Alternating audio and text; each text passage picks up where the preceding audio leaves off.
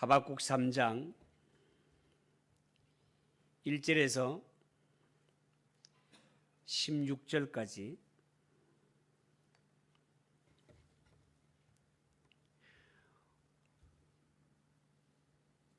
구약성경 1303쪽 하박국 3장 1절에서 16절까지 우리 한 절씩 교독하겠습니다. 시기온 옷에 맞춘 선지자 하박국의 기도라.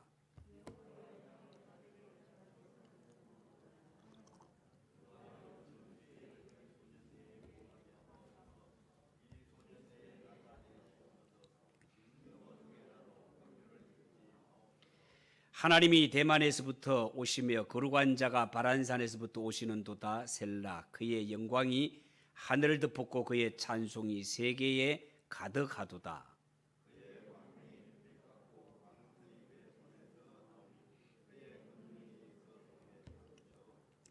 역병이 그 앞에서 행하며 불덩이가 그의 발밑에서 나오는도다.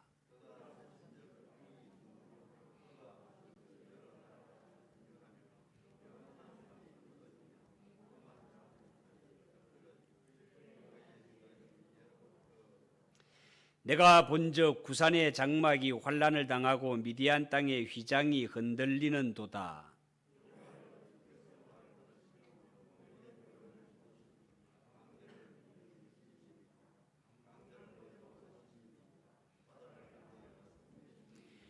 주께서 활을 꺼내시고 화살을 바로 쏘셨나이다. 셀라. 주께서 강들로 땅을 쪼개셨나이다.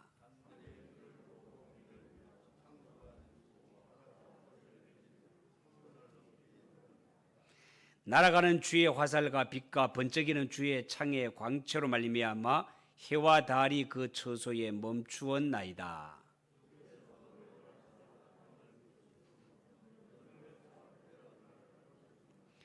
주께서 주의 백성을 구원하시려고 기름 부음 받은 자를 구원하시려고 나오사 악인의 집에 머리를 치시며 그 기초를 바닥까지 드러내셨나이다. 셀라.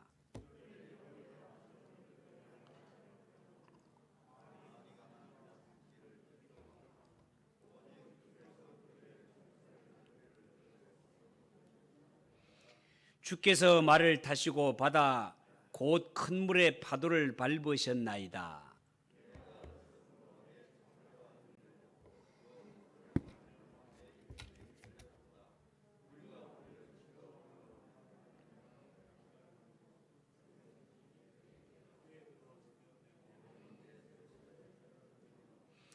아멘.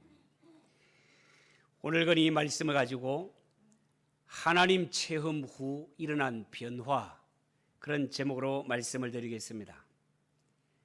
하박국 3장 1절은요, 하박국 3장 전체의 제목이라 할 수 있는데요, 1절 말씀이 이렇습니다. 시기온 옷에 맞춘 선지자 하박국의 기도라, 그렇게 말했습니다. 자, 그런데 하박국 3장을 읽어보면 기도의 내용은 한 줄밖에 없고 나머지는 대부분 찬양으로 이루어져 있는 것을 볼 수 있습니다. 시기온 옷에 관해서는 세 가지 견해가 있는데요. 시기온 옷이 무엇인가? 첫째는 수금이라는 악기로 보는 견해가 있습니다. 왜냐하면 19절에 이 노래는 영장을 위하여 내 수금에 맞춘 것이라 는 구절이 있기 때문에 그렇습니다. 자, 그렇지만 이스라엘 나라에는 시기온 옷이라는 악기가 존재하지 않으므로 이는 별로 설득력이 없는 것 같습니다. 둘째로 이 시기온 옷을 음악의 지시어로 보는 견해가 있습니다. 일종의 음악에도 느리게, 빠르게, 세게, 약하게 이러한 것이 있는 것처럼 이 시기온 옷은 음악의 지시어와 같다는 겁니다. 실제로 이 하박국 3장을 읽다 보면 중간중간 셀라, 셀라, 셀라라는 말이 나오는데 이 셀라라는 말은 찬양을 잠깐 중지하고 묵상해 봐라, 그런 뜻을 가지고 있다고 합니다. 그러므로 이 시기온 옷이라는 말은 평범하게 부르면 안 되고 감정을 넣어서 부르라는 그런 음악 지시어가 된다, 그렇게 보는 것입니다. 셋째로 이 시기온옷을 볼 때 이 시기온옷은 잘못을 교정하고 교훈하는 시다라는 뜻인데 이 해석이 아주 적합하다라는 겁니다. 신약성경 디모데후서 3장 16절에 보면 모든 성경은 하나님의 감동으로 된 것으로 교훈과 책망과 바르게 함과 의로 교육하기에 유익하다고 했습니다. 그렇다면 이 하박국서도 성경인이 교훈과 책망과 바르게 함과 의로 교육하기에 유익한 책 맞지 않습니까? 그렇기 때문에 이 시기온옷은 잘못을 교정하고 교훈하는 시라는 해석이 맞는 것 같습니다. 여러분, 하박국서 3장에는요 하박국 선지자가 큰 변화를 겪게 되는 장면이 나옵니다. 자기의 잘못을 크게 교정하게 되는데요, 무엇이 하박국 선지자로 하여금 그렇게 변화를 시켰을까요? 성경에 보면 여호와여 내가 주께 대한 소문을 듣고 놀랐나이다. 2절 말씀에 의하면 하박국 선지자는 주님에 대한 소문을 듣고 크게 변화받은 것입니다. 구체적으로 말씀을 드리자면 하박국 성경 1장에서 읽어보면 일어나는 여러 가지 상황들을 볼 때 하박국 선지자는 하나님을 향하여서 하나님은 세상을 향하여 아무것도 하지 않으시고 세상에 향하여서 무관심하다라고 그렇게 여겼는데 하나님은 대답하시기를 아니다. 나는 여전히 성전에서 일하고 있다라고 그렇게 대답을 하셔서 선지자는 놀랍니다. 이렇게 세상은 악인이 득세를 하고 있건만 어찌 하나님 잠잠하십니까? 어찌 악인들을 들어서 의인을 칠 수 있습니까? 이런 의문을 가지고 있었는데 하나님의 대답은 아니다. 결국 악인들은 망하게 될 것이고 이 세상은 여호와의 영광을 인정하는 이런 의인의 세계가 될 것이라고 하나님의 이 응답을 듣고 선지자는 깜짝 놀란 것입니다. 여러분, 이처럼 사람은 하나님을 만나게 되면 변화가 일어납니다. 사람의 행동은 그리 쉽게 고쳐지지를 않습니다. 그렇지만 그 사람의 내면이 변하게 되면 행동에도 변화가 오게 됩니다. 예를 들어서 술을 너무 많이 먹는 술꾼에게 그냥 사람이 술을 먹지 말라라고 하면 오히려 오기에 받쳐서 더 마십니다. 담배를 많이 피우는 골초라고 하죠. 이런 사람들 곁에서 담배를 끊어라라고 하면 더 피웁니다. 그런데 이렇게 오기를 부리던 이러한 자들도 중심으로 하나님을 만나게 되면 그 삶에 변화가 일어납니다. 여러분, 성경을 보면요, 하나님을 만나서 변화된 사람이 많이 나오고 있습니다. 성경의 욥이라는 사람도 얼마나 불평이 많은 사람이었습니까? 그가 당하는 고통이 너무나 심했을 때 그는 자기 생일을 저주하고 하나님을 원망하지만 하나님을 체험하고 나서는 이렇게 고백을 합니다. 내가 주께 대하여 귀로 듣기만 하였사옵더니 이제는 눈으로 주를 배움나이다. 그러므로 내가 스스로 화나고 티끌과 제 가운데서 회개하나이다. 여러분, 모든 인생은 하나님을 만나기 전에는 자기가 옳은 줄 압니다. 의인인 줄 압니다. 그렇지만 하나님을 중심으로 만나고 나면 자신이 죄인이라는 사실을 깨닫게 됩니다. 이사야 선지자도 자신이 의인인 줄 알았습니다. 그렇지만 하나님을 뵙고 나서야 자신이 죄인이라는 사실을 깨닫게 됩니다.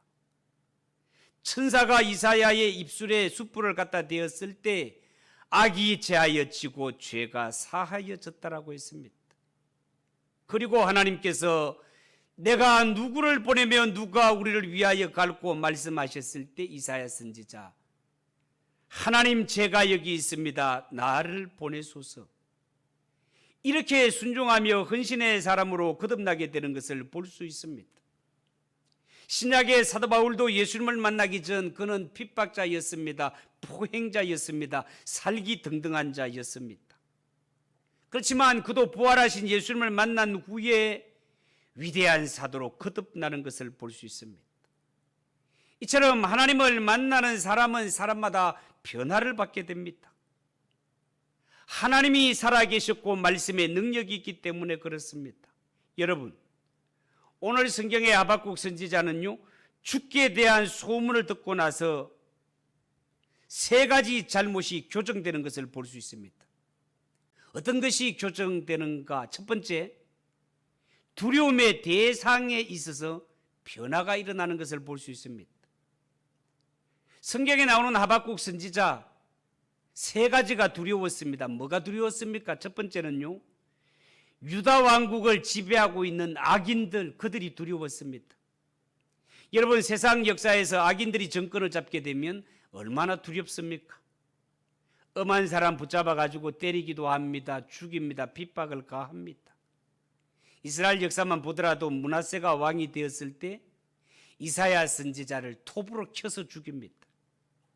하박국 선지자가 예언할 때 왕은 여호야김이 왕이었는데요, 여호야김 왕은 예레미야 선지자를 감옥에 집어넣고 예레미야 선지자가 증거하는 하나님의 말씀, 성경을 칼로 자르고 찢고 불에 던진 왕이었습니다.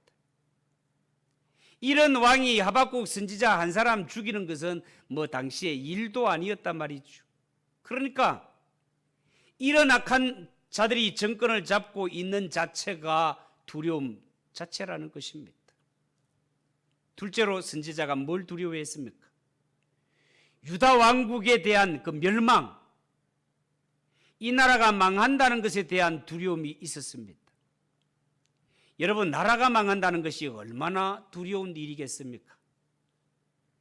절대로 이런 일이 일어나서는 안 되겠지만 만약에 우리나라가 이 땅에 다시 전쟁이 나서 이 전쟁으로 인하여서 불바다가 된다면 얼마나 두렵고 초조하고 불안한 일이겠습니까? 절대로 이런 일은 있어서 안 되겠죠.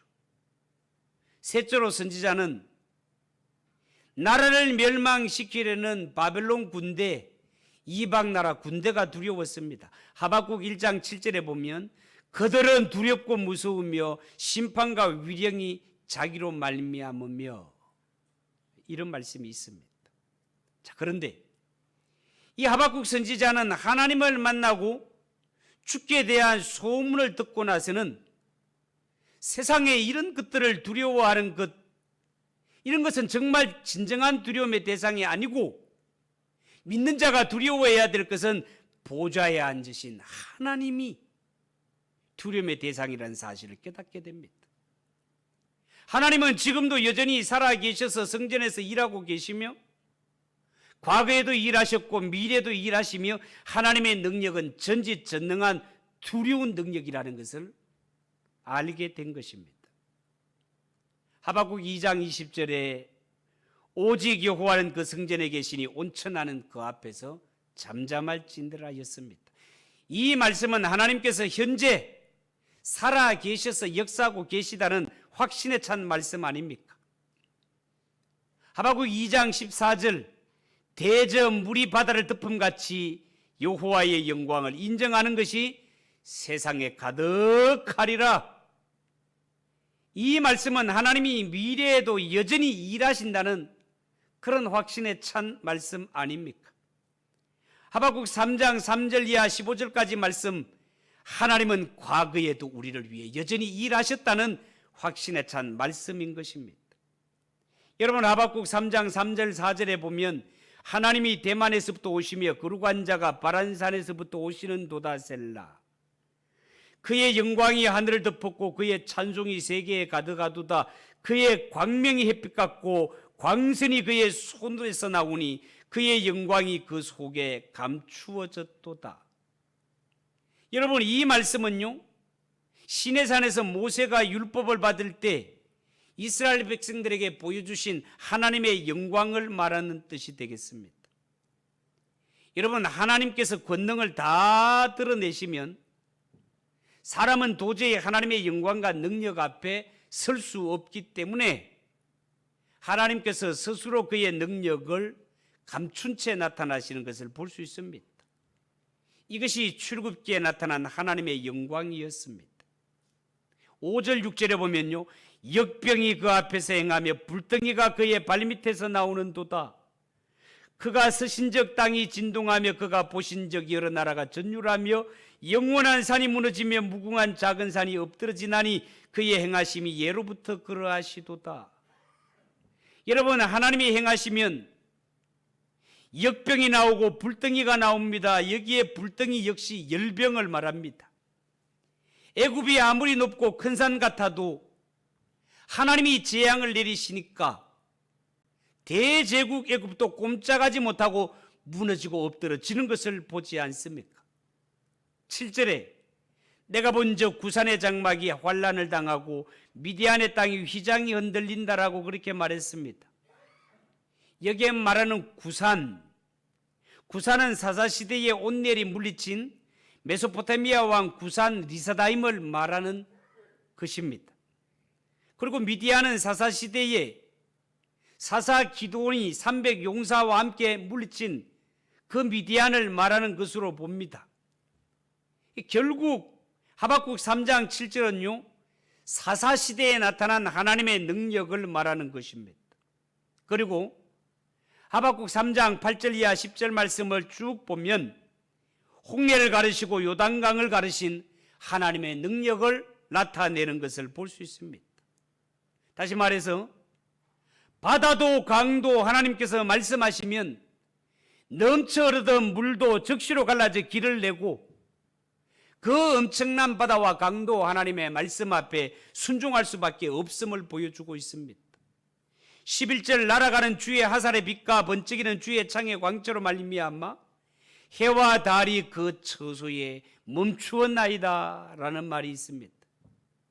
여러분, 해와 달이 멈춘 것은요, 여호수아가 가나안 정복 전쟁을 할 때 그 아모리 족속과 전쟁을 할 때 적을 물리칠 수 있는 시간을 주시기 위해서 태양과 달을 멈추게 한 사건을 말합니다. 그리고 하박국 3장 11절 이하 14절 여호수아가 가나안 7족을 멸하는 사건을 나타내고 있습니다. 이 모든 사건들을 다 언급할 수는 없지만 이 모든 사건들을 다 통틀어 우리가 고백할 수 있는 것은 과연 하나님은 두려운 분이시다. 하나님은 높으시고 위대하시고 두려운 분이시다라는 겁니다. 아무리 높은 산, 깊은 바다, 험악한 강, 어떤 세상의 열국도 하나님 앞에서는 항복할 수밖에 없더라는 것입니다. 그러므로 선지자 하박국은 내가 두려워할 것은, 믿는 자가 두려워할 것은, 아니 이 세상 온 인류가 두려워할 것은 단순히 이 세상을 통치하는 악인들, 나라의 멸망, 세상의 군대, 이런 것을 두려워할 것이 아니라 지금도 살아 역사하시며 위대한 영광과 능력을 가지신 여호와 하나님을 두려워해야 된다는 것입니다. 정말 그렇지 않습니까? 하나님을 두려워하는 자는요, 이 세상 어떤 것도 두렵지 않습니다. 마태복음 10장 28절에 이런 말씀 있지요. 몸은 죽여도 영혼은 능히 죽이지 못하는 자들을 두려워하지 말고 오직 몸과 영혼을 능히 지옥에 멸하시는 자를 두려워하라, 주님께서 말씀하셨습니다. 몸은 죽여도 영혼은 죽이지 못하는 자, 그들은 우리에게 두려움의 대상이 아니다는 겁니다. 몸과 영혼을 함께 지옥에 멸하시는 여호와 하나님, 그분이야말로 온 인생들이 두려워해야 할 진정한 두려움의 대상이라는 사실을 믿으시기 바랍니다. 잠언 14장 27절에 여호와를 경외하는 것은 생명의 샘이라 사망의 그물에서 벗어나게 하느니라 말씀하셨고요. 시편 103편 11절 이는 하늘이 땅에서 높음같이 그를 경외하는 자에게 그 인자하심이 크심이로다 말씀하셨습니다. 여러분, 하나님은 하나님 자신을 두려워하는 자에게 인자를 베푸시며 하나님을 두려워하는 자에게 생명의 샘이 되어 주시며 하나님을 두려워하는 자에게 사망에서 벗어나게 해 주시겠다 말씀하셨습니다. 여러분, 우리 예수 믿는 자에게 있어서 하나님 외에 두려워할 것 이 세상에 아무것도 없습니다. 하나님을 두려워하는 성도가 되시기를 축복합니다. 두 번째, 이 하박국 3장을 읽을 때 선지자의 변화, 무엇이 변화였는가? 가만히 읽어보면 기도의 우선순위와 내용의 변화가 일어나는 것을 볼 수 있습니다. 하박국 1장에서 3장을 읽어보면 그 가운데 몇 번의 기도문이 나오는데요. 먼저 1장 2절 3절에 보면 여호와여 내가 부르짖어도 주께서 듣지 아니하시니 어느 때까지 니리까? 내가 강포로 말미암아 외쳐도 주께서 구원하지 아니하시나이다. 어찌하여 내게 죄악을 보게 하시며 패역을 눈으로 보게 하시나이까? 급탈과 강포가 내 앞에 있고 변론과 분쟁이 일어났나이다. 여러분, 이 기도문을 가만히 보면 여기에 기도의 내용은 전부가 나의, 나를, 나에게 이렇게 되어 있습니다. 결국 1장에 나오는 하박국 선지자의 기도는 자기중심적, 내 중심, 인간 중심의 기도라는 것을 알 수 있습니다. 그러나 3장 2절부터 읽어보면 선지자의 기도가 바뀝니다. 주의 일을 부응케 해달라고 기도합니다. 여호와여 내가 주께 대한 소문을 듣고 놀랐나이다. 여호와여 주는 주의 일을 2수년 내에 부응하게 하옵소서. 2수년 내에 나타내시옵소서. 진노 중에라도 긍휼을 잊지 마옵소서. 선지자는 자신의 일에서 주님의 일로 초점이 변화되는 것을 볼 수 있습니다. 뿐만 아니라 신약에 나오는 주님의 기도 주기도문을 보십시오. 하늘에 계신 우리 아버지여 이름이 거룩히 여김을 받으시오며 나라의 임하옵시며 뜻이 하늘에서 이룬 것 같이 땅에서도 이루어지이다. 여러분, 제일 먼저 나오는 것이 하나님의 이름이 나옵니다. 하나님의 나라가 나옵니다. 하나님의 뜻이 나옵니다. 이후에 우리에게 일용할 양식을 주옵시고 우리가 우리에게 죄 지은 자를 사하여 준 것 같이 우리 죄를 사하여 주옵시고 우리를 시험에 들지 말게 하옵시고 다만 악에서 구하옵소서라고 기도합니다. 여러분, 믿는 자들은 기도할 때도 우선순위에 먼저 하나님을 두는 것이 바람직합니다. 우리가 매사 어떤 일을 하더라도 하나님을 앞세우고 주님의 일을 앞세운다면 그 하나님께서 우리의 모든 것들을 책임져 주심을 믿으시기 바랍니다. 하박국은 주님의 일을 위해서 먼저 기도하고 나서 주여 진노 중에라도 긍휼을 베풀어 달라고 기도합니다. 바람직한 기도입니다. 여러분, 정말로 하나님께서는요 진노 중에라도 긍휼을 잊지 않으시는 하나님이십니다. 유다 백성들이 바벨론의 포로로 끌려갔지만 그들의 기도를 들으셔서 이스라엘 백성들 바벨론의 포로로 끌려갔지만 그들은 애굽에서 종살이하던 것처럼 그렇게 비참하게 하지 않습니다. 결국은 나중에 그들은 고레스의 칙령에 의해서 해방을 얻게 되는 것을 볼 수 있습니다. 이 하박국의 기도가 그의 생전에는 다 응답되지 않지만 그의 사후에 다 응답되는 것을 역사를 통해 볼 수 있습니다.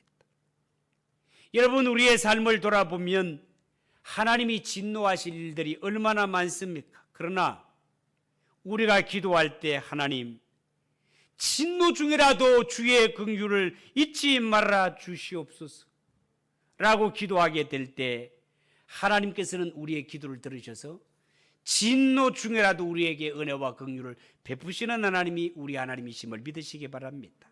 마지막으로 하박국 선지자, 역사를 운행하시는 하나님의 목적을 깨닫는 변화가 일어납니다. 여러분, 유다 백성, 이스라엘 백성들은요 하나님께서 그들을 애굽에서 이끌어내신 이유를 단순히 젖과 꿀이 흐르는 땅에서 축복을 주시기 위함이라고 그 정도 생각했습니다. 다시 말해서 축복을 단순히 젖과 꿀이 흐르는 땅에서 사는 것 정도로만 생각한 것입니다. 그러니까 이스라엘 백성들은요, 그들에게 있어서 축복의 개념은 젖과 꿀, 그냥 이 세상의 현세의 축복으로 국한되어 있었습니다. 그러므로 그들은 나에게 젖과 꿀을 풍성하게 주는 존재가 있다면 그가 하나님이 아니더라도 그 누구라도 좋다라고 그렇게 여긴 것입니다. 그러니까 바알과 아사레를 따라간 것이죠. 만약에 하나님이 나에게 기근을 주시거나 고난을 주시면 얼마든지 나는 나에게 젖과 꿀을 줄 수 있는 존재로 내가 섬기는 대상을 하루아침에도 갈아치우겠다라는 것이 이스라엘 백성들의 마음이었습니다. 이게 이스라엘 백성들만 그럴까요? 그렇지 않습니다. 우리가 이 세상에 살아가면서 예수 믿고 구원을 얻은 성도라 하더라도 예수 믿는 성도의 축복에 관한 생각이 단순히 이 세상에서 잘 먹고 잘 사는 것, 이것만이 축복이라고 생각한다면 이런 신앙을 가진 사람은 얼마든지 이 세상에서 하나님이 아닌 다른 우상에게 쫓아갈 수 있는 사람이다 말입니다. 여러분, 성경의 원리에 의하면 따지고 보면 이 세상에 누리는 모든 축복, 잘 먹고 잘 사는 것조차도 하나님의 크신 축복을 놓고 볼 때 가장 이 세상에서 잘 먹고 잘 사는 것 정도는 축복의 어떤 면에서는 맛보기. 여러분, 맛보기라는 것이 뭡니까? 여러분들 시장에 가면 우리가 뭐 많은 것을 팔 것을 볼 때에 맛보기라는 것은 경상도 말로 선남 주는 거, 눈곱 째제리만큼 주면서 한번 맛봐라고 주는 게 맛보기 아닙니까, 여러분? 진짜 큰 거는 따로 있는 것 아니겠습니까? 여러분, 하나님이 우리에게 약속하신 복은 영원한 축복이요, 영생의 축복이요, 새하늘과 새 땅에서 영원히 사는 것이 우리에게 주신 약속임을 믿으시기 바랍니다. 이 세상에서 잘 먹고 잘 사는 것도 좋은 일이지만 이 세상의 것들은 다 합쳐도 영원한 축복에 비하면 세 발의 피에 불과하다, 그 말입니다. 그런데 하박국 선지자는요, 이 3장에 와서 이스라엘을 가나안 땅에 살게 하신 하나님의 목적이 단순히 이 세상에서 잘 먹고 잘 사는 축복 정도가 아니라 한 걸음 더 나아가서 하나님이 약속하신 메시아를 이 땅에 보내셔서 메시아를 통하여 온 땅을 구원하시는 것에 목적이 있음을 알게 됩니다. 하박국 3장 13절이 바로 그거예요. 13절을 한번 보십시오. 13절 우리 다 같이 한번 읽어봅시다. 시작. 주께서 주의 백성을 구원하시려고 기름 부음 받은 자를 구원하시려고 나오사 악인의 집에 머리를 치시며 그 기초를 바닥까지 드러내셨나이다. 셀라. 아멘. 여러분, 여기에 기름 부음 받은 자는요, 히브리 말로 하면 메시아고 헬라 말로 하면 바로 그리스도입니다. 이스라엘의 역사를 보면 참으로 하나님께서 다윗 왕가를 얼마나 지키고 보호하시는가를 볼 수 있습니다. 이 악한 세력들은요, 다윗 왕가의 왕손을 끊어버리기 위해서 끊임없이 시도해 보지만 하나님의 지키심으로 다 실패로 돌아가고 맙니다. 하나님은 유다 왕국이 망하고 나서도 여호야긴 그 왕을 바벨론으로 보내서 자식을 낳게 하시고 결국은 그를 통하여서 이 땅에 예수 그리스도가 나게 하십니다. 이처럼 하박국 선지자는요, 하나님께서 이 세상에 이스라엘을 두신 목적은 단순히 젖과 꿀 여기에 목적이 있는 것이 아니라 이들을 통하여 이 땅에 메시아를 보내어서 자기 백성을 구원하는 데 하나님의 목적이 있다는 사실을 깨닫게 되었다는 겁니다.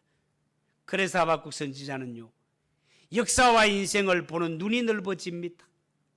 이제 선지자의 관심은 유다 왕국 자체가 아니라 예수 그리스도를 통한 하나님의 나라를 바라보게 되는 것입니다. 하나님이 원하시고 기뻐하시는 것은 단순히 우리가 잘 되는 것이 아니라 하나님의 나라가 잘 되는 것이 하나님의 목적이라는 것을 깨닫게 되었다는 겁니다. 여러분, 인간은 이미 죄를 짓고 타락했기 때문에 죄인은 그 누구라도 털릴 수 있다는 것을 인정해야 됩니다. 그러므로 모든 인간은 하나님의 말씀으로 책망과 교정과 교훈을 받아야만 바르게 살 수 있습니다. 그리고 예수 믿고 제사함 받아 구원 얻은 천국 백성 된 우리 성도들은 이 땅에 살아갈 때 다른 것 두려워할 것이 아니라 우리가 두려워할 뿐은 몸도 영혼도 아울러 멸하시는 하나님만이 우리의 두려움의 대상이라는 사실을 믿으시기 바랍니다.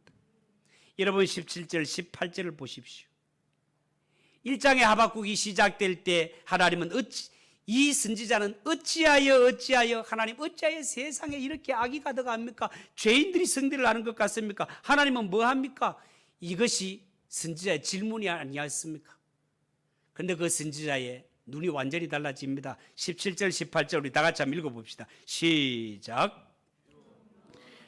무성치 못하며 포도나무에 열매가 없으며 감람나무에 소출이 없으며 밭에 먹을 것이 없으며 우리의 양이 없으며 외양간에 소가 없을지라도 나는 여호와로 말미암아 즐거워하며 나의 구원의 하나님으로 말미암아 기뻐하리로다. 아멘. 어찌하여 세상이 이따위입니까? 하나님 도대체 살아있기는 한 겁니까? 어찌하여 악인들이 득세를 합니까? 하나님이 역사의 주관자 맞습니까?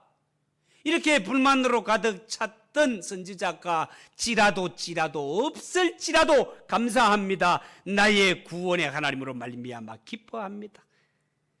그렇게 원망과 불평이 변하여 찬송과 감사로 충만하게 됩니다. 어찌하여 이런 변화가 일어날 수 있습니까? 그것은요, 하나님은 여전히 살아계셔서 인간의 생사복을 주관하시며 역사를 다스리시고 섭리에 가심을 확실히 믿는 믿음을 얻었기 때문에 가능한 것입니다. 이것이 바로 의인이 믿음으로 말미암아 산다는 말의 뜻이 되는 것입니다. 주 여호와는 나의 힘이시라. 나의 발을 사슴과 같게 하사 나를 나의 높은 곳으로 다니게 하심이로다. 여러분, 우리 믿는 자의 힘과 능력은 오직 하나님 여호와 하나님께 있음을 믿으시기 바랍니다. 우리가 믿고 의지할 일은 하나님 한 분밖에 없음을 믿으시기 바랍니다. 두려워할 분도 하나님 한 분밖에 없음을 믿으시기 바랍니다.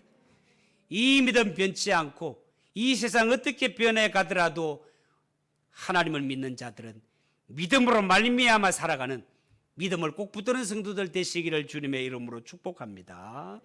기도하겠습니다. 하나님 아버지 은혜를 감사합니다.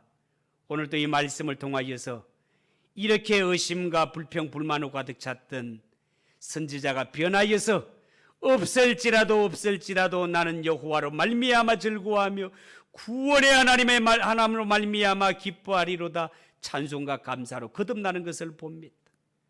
아무리 불합리한 세상 같지만 하나님은 여전히 살아계시고 생사복을 주관하시며 역사를 다스리고 섭리하시는 하나님이심을 굳게 믿을 때 이 세상은 어떻게 변해도 의인은 믿음으로 말미암아 산다는 말씀을 붙들게 되는 것을 말씀을 통하여 배웠나이다. 하나님 아버지, 오늘 이 말씀을 통하여 다시 한번 믿음을 굳게 붙드는 성도들이 되게 하옵소서. 주 예수 그리스도의 은혜와 하나님 아버지의 무한하신 사랑과 성령의 위로교통 충만하신 은혜가 오직 믿음으로 살기를 원하는 모든 성도들 머리 위에 영원토록 함께 있을지어다. 아멘. 예배를 마쳤습니다.